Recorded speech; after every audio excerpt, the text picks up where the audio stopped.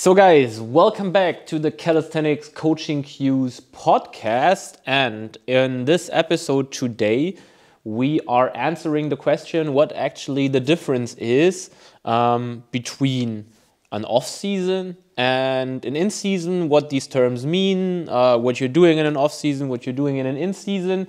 We talked about the Worlds, the Final Rep World Championships. And as we now have roughly 1 year until the next one, we should definitely clarify these terms, and then we are of course open to your follow-up questions on this episode. So I would say we just start with the in-season, what the in-season is. So Lois, what is the in-season? So in and off-season, as the name already says, divides the whole training season in two different periods.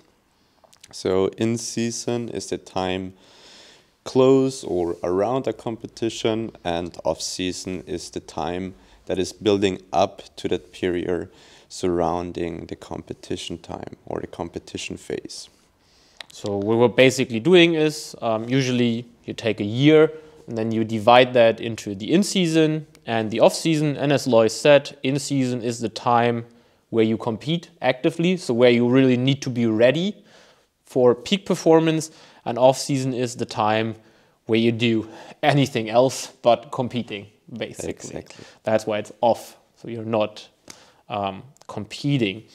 Then the next thing that we need to clarify is what the goal of an off-season and the goal of an in-season is. And this time we actually made some notes. So I would just start with the in-season. So the goal for a competitive athlete in the in-season is to prime his strengths, to be on peak performance on the meet day, on the competition day. That means if we're talking about weighted calisthenics, the goal of the in-season is to be on your peak performance for the specific performance in one repetition max for muscle ups, pull-up or chin-up, dip, and squat. And nothing else has priority in the in-season. It's really about priming your strengths in the 1RM of these 4 lifts when you are a competitive weighted calisthenics athlete. So, and the off-season then focuses on getting rid of the weaknesses. So basically during that period you want to work on your weak points, whether that is your endurance, or if you have a nagging injury that you need to get rid of, or a disbalance. And that is the time where you're going to focus on those things. So you want to try to improve or increase the muscle mass surrounding the joints so they can withstand higher loads later on in the peaking phase. And just improving your overall status as an athlete during that time frame is what you should do. So that when you're going into the next in-season, the ability to produce your peak performance is on a higher level than in the in-season before. That is the goal. And the goal of the next in-season is then to free this potential or to transform this potential into actual performance on the competition day.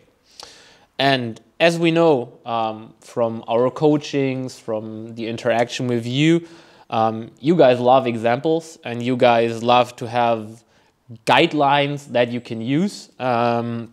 And therefore, we really want to give you some guidelines on how to, very, very basic, how you could structure an in-season and how you could structure an off-season in regards on how to split up strength and hypertrophy work. And I would just start again with the in-season.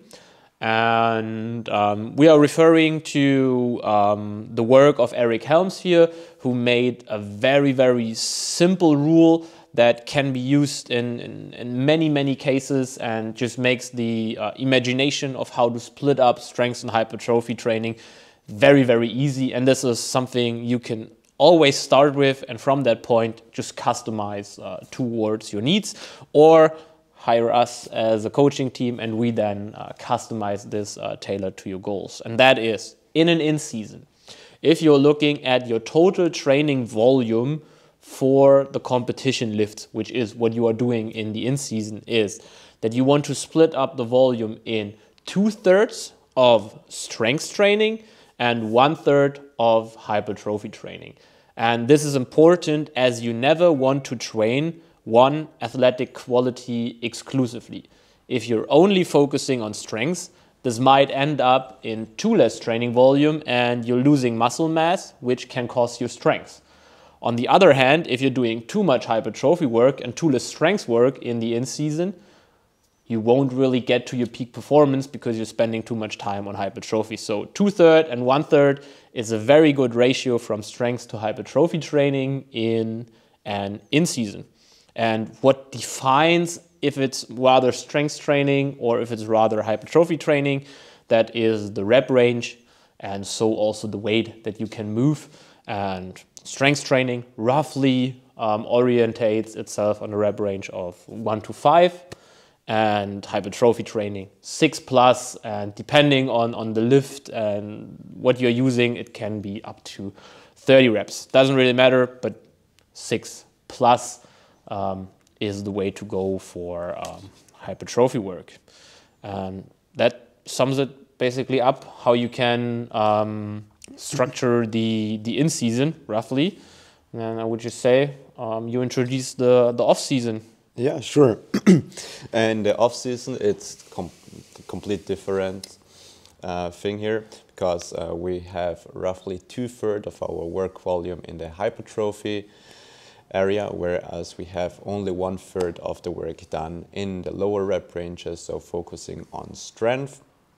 So 1/3 of the work is done in the 1 to 5 rep range, and 2/3 of the workload is done in the higher rep ranges. And here it's also important to note that training in the lower rep ranges doesn't mean you're not accumulating some kind or some type of hypertrophy. So strength and hypertrophy are not exclusive. You will always train one of those. You will always have some kind of impact of those variables. Yeah, definitely. So you cannot train only strength or only hypertrophy, because it always carry overs to each other, as you cannot separate the processes in your body from each other, as certain stimulus will always stimulate hypertrophy and strength to a certain degree. So one thing that we should also talk about when we are showing differences between off-season and in-season is the exercise selection. Can you maybe give some guidelines on what you need to focus on exercise selection-wise in the in-season and in the off-season? Sure. In the in-season, we want to train actually very, very specific, because we want to get better at those competition lifts. So we need to train those lifts, and we will focus less on the assistance and accessory exercises. Whereas in the off-season, we should take some time off those movements to give our structures, such as our ligaments and tendons, some time off and give them another stimulus so they can resist those loads better when you head into the in-season. So for the in-season, you want to have the exercises highly specific. In the off-season, they shouldn't be, or they don't have to be as specific as in the in-season. Maybe giving an example, let's take dips, for example. So in the in-season, you do dips exactly as they should look like in the competition. So same equipment, same technique, same depth. If you need to train it with commands, then you train it with commands. So you want to train really as specific as possible to what you really need in the competition.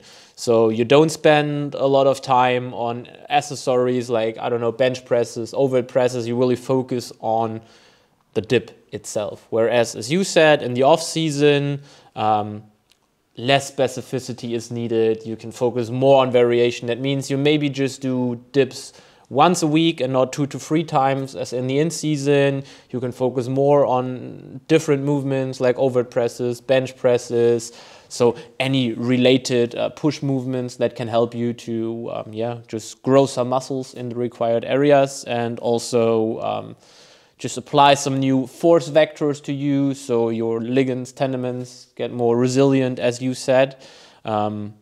Meaning in season, very specific, just really focus on what matters and cut out all the noises next to it. Whereas off season is more playful, more variation. Also, maybe, find your fun bag if it's needed. So you just have more room for creativity, basically, when it comes to programming, and you can also bring in different athletic qualities, as you said, endurance work. Like, when you're close to a competition, you probably won't spend a lot of recovery abilities on doing cardio twice a week, because you want to really focus on recovering for the competition list. Whereas in the off season, you can implement also some cardio to improve the work capacities that you can do. And you don't faint after 6 reps in the squat because you cannot breathe anymore. Just an example. And that is what you're doing in an off season.